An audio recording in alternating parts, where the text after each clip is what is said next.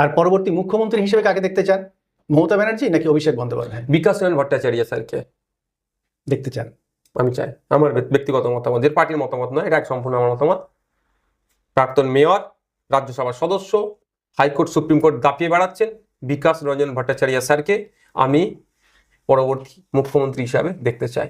আমি আশা করব ওনার মতো ব্যক্তি যদি মুখ্যমন্ত্রীর চেয়ারে বসে, এই নোংরামি মঞ্চ সে যেই দলেরই করুক না কেন, উনি ছাল ছাড়িয়ে ফেলবে। আমি ওনার সাথে যতটুকু মিশেছি, যতটুকু কথা বলেছি, ওনার মধ্যে আমি কোনোদিন এইটা দেখিনি যে আমরা ওরা মনোভাব। চরম উনি সেকুলার মানুষ।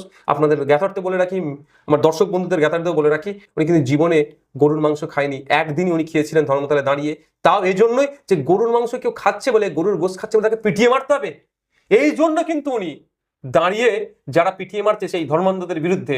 এবং ওনার সাথে আমি কথা বলেছি, শুধু আমি এই জন্যই ইন্সপায়ার, বলছে কোনোদিন যদি শুয়োরের মাংস